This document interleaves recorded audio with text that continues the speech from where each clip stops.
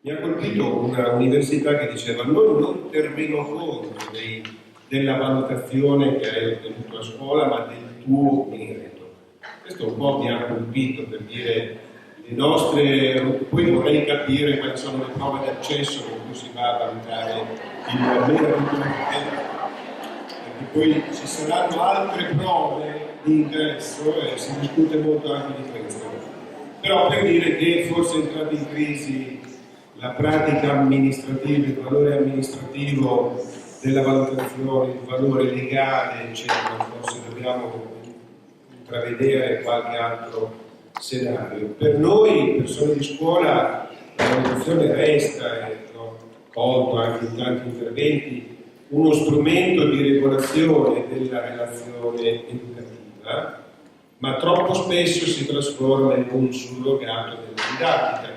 Questo è emerso molto, molto bene, quindi non bisogna farsi sopraffare, non bisogna farsi, diciamo, forse non bisogna temere il sovraccarico che spesso c'è dietro alla valutazione. In fondo la valutazione è una sintesi interpretativa, anche quella sommativa, una sintesi interpretativa che molto spesso ha una logica del tutto superficiale, intuitiva, semplificativa.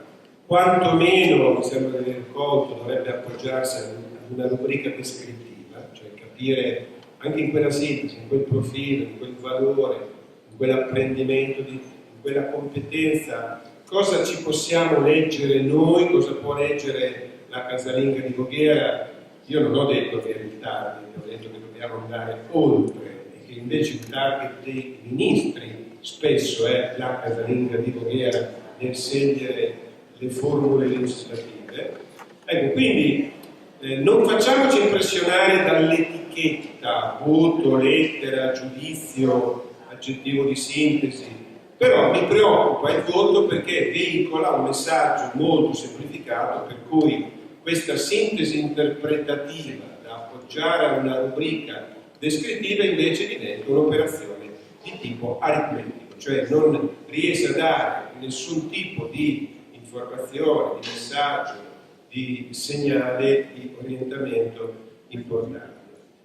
Credo anche che sia emerso dal dibattito, lo raccolgo come elemento importante, che la valutazione deve essere una valutazione sincera, qui non facciamo buonismo di giornata, ma deve avere una funzione di incoraggiamento, deve rappresentare un momento di dialogo anche educativo con gli allievi, di ricostruzione, meglio a voce alta, meglio anche in una dimensione di collegialità, di scambio del significato di quell'apprendimento, che tutto questo può avvenire sulla base di evidenze che possono essere raccolte con una pluralità di strumenti e che questo ci avvicina a una dimensione di valutazione autentica, ci porta verso anche un'attenzione, per esempio, anche un poco più approfondita sulla dimensione delle abilità, sulla dimensione delle competenze,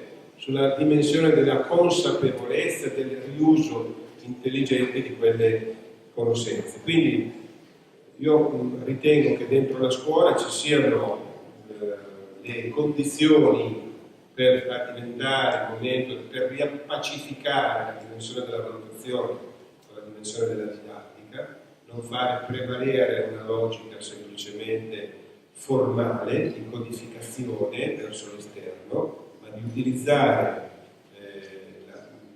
il lavoro che si può fare attorno alla valutazione, la ricerca che si può fare come un elemento prezioso per scavare in quella scatola nera che è la vita della classe, che è la didattica, che è il senso dell'apprendere, che è cosa faccio quando osservo situazioni non soddisfacenti. Quindi direi ancora una speranza di un uso ragionevole e intelligente della valutazione, anche delle cosiddette prove in base, se riesco a delimitarne il significato e ad avere informazioni.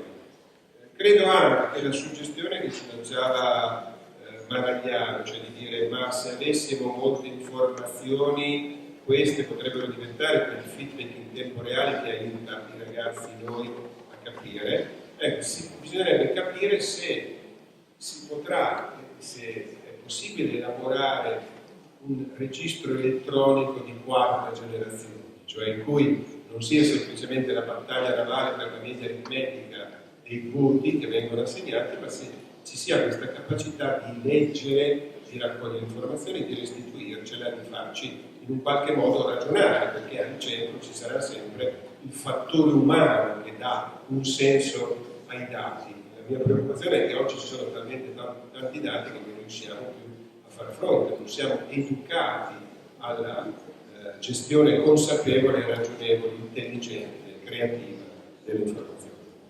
Le questioni sono molte, quindi inevitabilmente uno va per scivolate, e quindi per slogan. Primo slogan, il collega ha parlato di coraggiosamente dell'abolizione del titolo di studio. Sarebbe una grande soluzione, nel senso che sarebbe una sorta di liberi tutti.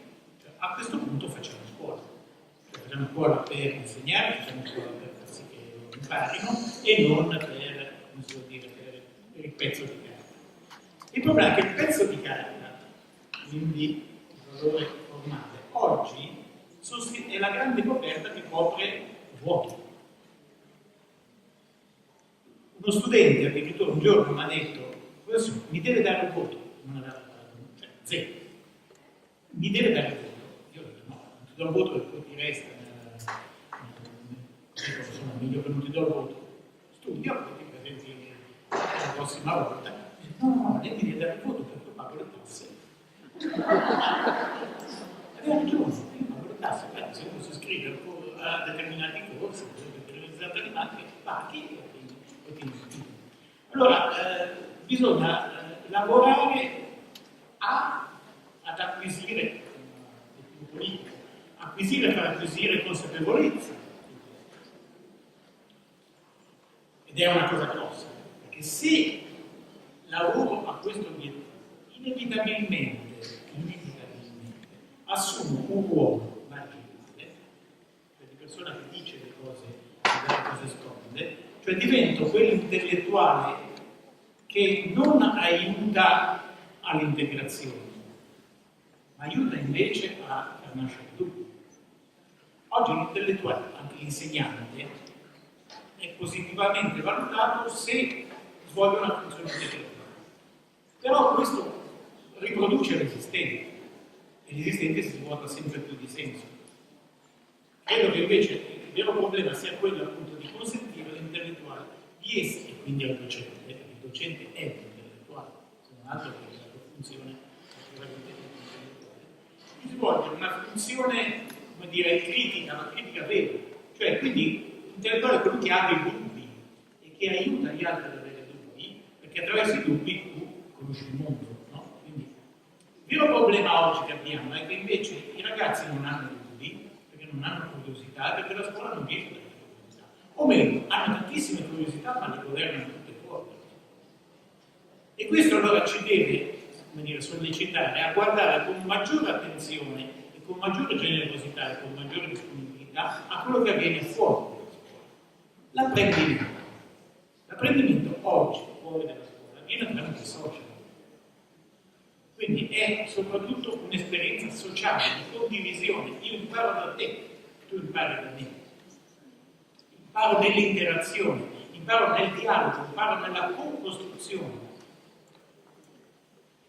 Ma noi stessi, se abbiamo un minimo di esperienza di social, sappiamo che quando c'è un qualche strumento che non ci funziona, può essere la lavatrice con il cellulare, non andiamo a guardare sul manuale. Andiamo in internet e qualcuno mi sa risolvere il suo problema e qualcuno che te lo risolve.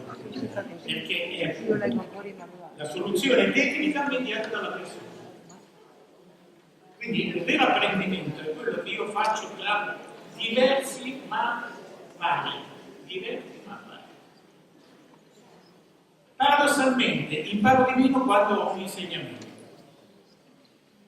Perché? Perché gestisce tutto lui e quindi mi aiuta a essere disinteressato, o meglio, essere interessato soltanto alla sanzione. E questo spiega allora perché stiamo di fatto assistendo a quello che Licia aveva preconizzato 40-50 anni fa, cioè la descolarizzazione. Le società sono tutte descolarizzate.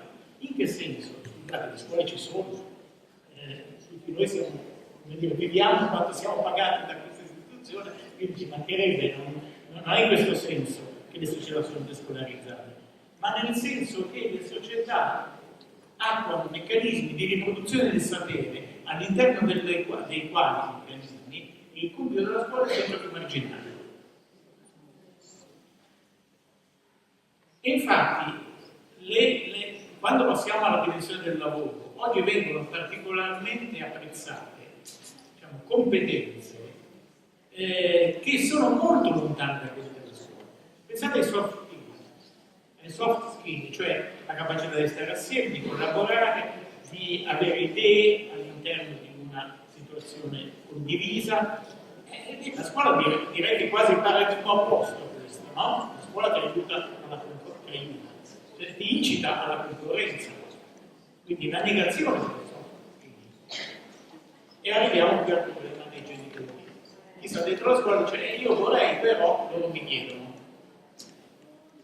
Questo è un altro grossissimo problema.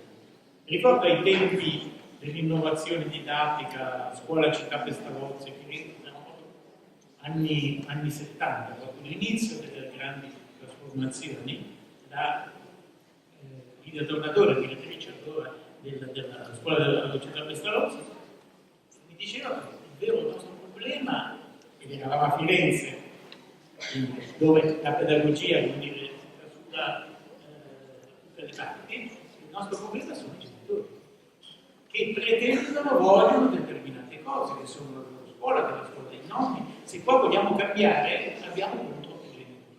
Quindi il vero problema, poi da quello che sono arrivati gli organi collegiali che hanno di fatto sancito, diciamo, il fatto che il genitore, interessandosi di scuola, ha voce, diciamo, nella determinazione di quello che la scuola deve fare, anche se poi non è una voce operativa, di fatto però lo si sente. Allora il problema è quello che essere genitori è già un compito, essere genitori di allievo è un altro specifico compito. Si tratta quindi di, un problema della società, non soltanto della scuola, di aiutare i genitori a essere tolleranti rispetto alla scuola che vuole innovare. Altrimenti cosa avremo? Avremo dei ragazzi sempre più dissociati. Da un lato la scuola che quando vuole innovare fa determinate cose, i genitori che pretendono delle altre, loro che poi vivono una terza situazione, diciamo, nella loro vita quotidiana completamente diversa da queste altre due. E come se ne esce? Se ne esce avendo una visione più complessiva. Allora, se ne esce con riconoscere che tutti questi problemi sono problemi politici.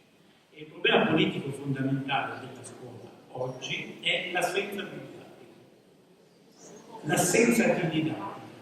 Cioè il fatto che l'elaborazione della didattica è una questione che va operativamente affrontata, non va delegata all'università che è assolutamente incapace, no?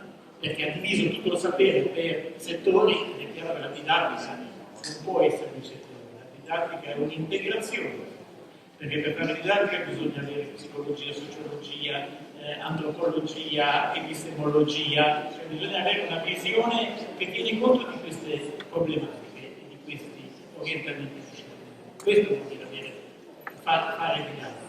Ma arrivare a questo obiettivo, cioè di pensare, guardate, non ripensare, pensare alla didattica,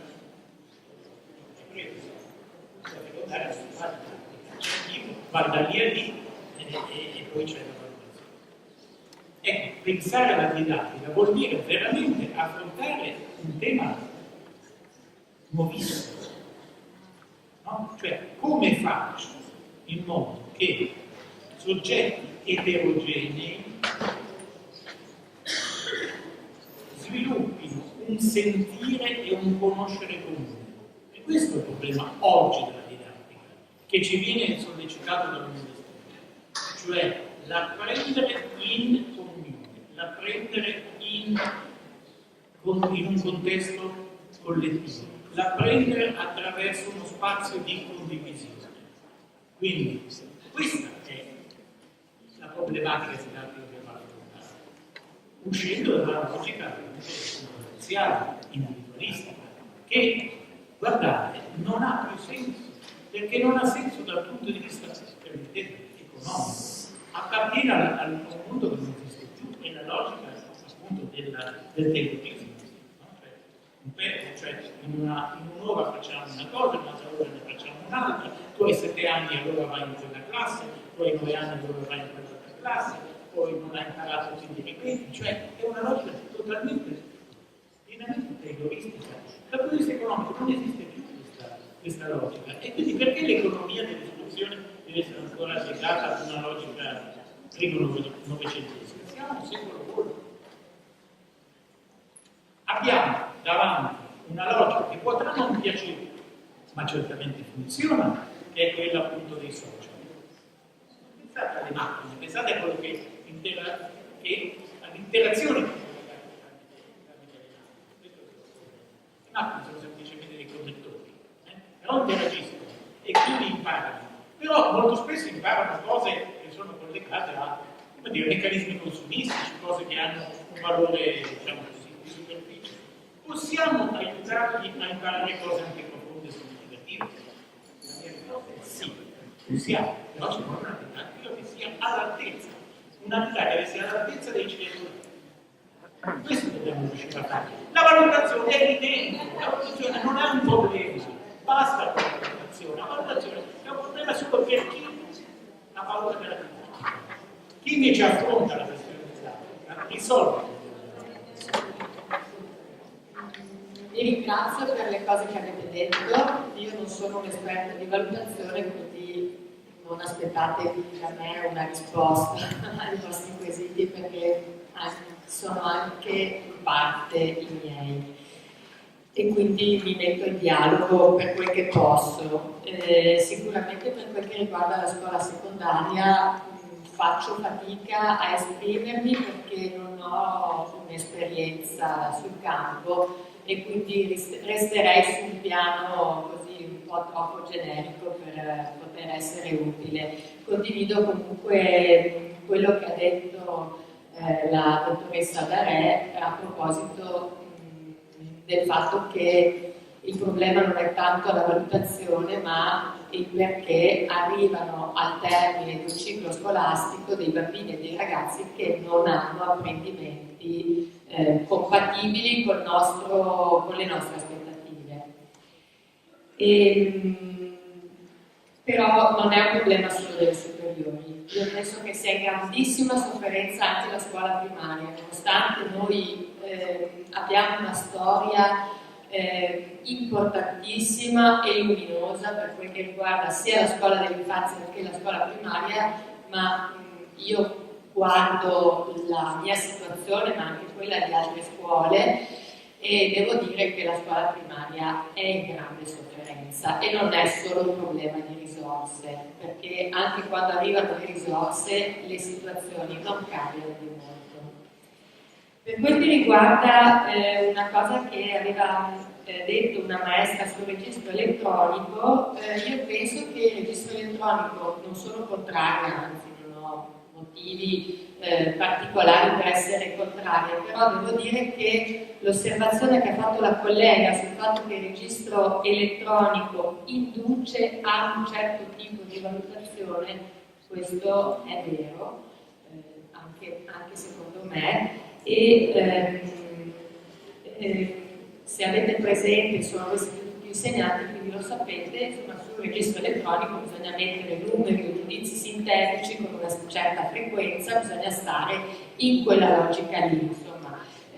Quanto servano quei voti o quei giudizi sintetici all'apprendimento dei ragazzi o dei bambini non interessa a nessuno. Quindi secondo me il registro elettronico induce una pratica valutativa, per riprendere una posizione che aveva proposto il professor Cerini, induce una pratica valutativa basata sul ranking e non sul rating. Sullo spessore dell'insegnante, io sono convinta del fatto che non si possano improvvisare le pratiche didattiche e neanche le pratiche valutative. Lo dico non perché io penso di essere un insegnante di spessore, ma perché penso che questa sia comunque la nostra aspirazione, perché dobbiamo essere coscienti, anche se pochi lo sono, che l'educazione è cruciale nella società. Noi svolgiamo un compito importantissimo: una buona educazione prepara un buon futuro, una cattiva educazione prepara un cattivo futuro. Quindi abbiamo una responsabilità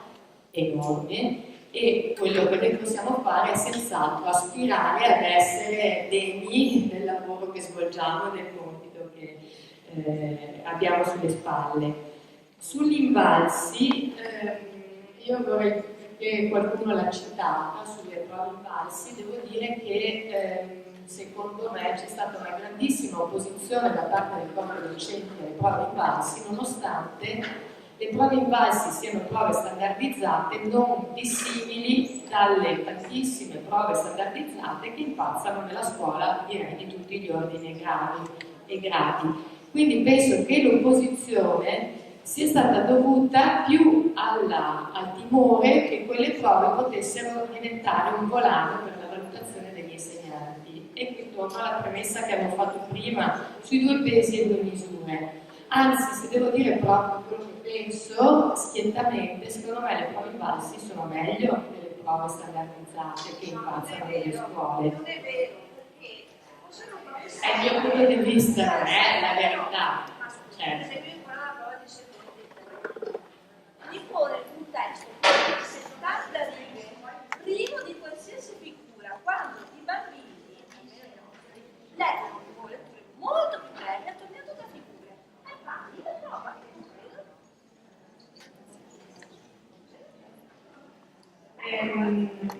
Allora, dicevo che secondo me le prove invalsi sono meglio delle prove che comunemente standardizzate, che comunemente girano nelle scuole, anche se non sono la perfezione assoluta, come non può essere perfetta nessuna prova di tipo standardizzato. Vi faccio un piccolo esempio che è successo nella mia classe seconda, nello scorso ciclo. Bisognava fare un abbinamento nome-aggettivo.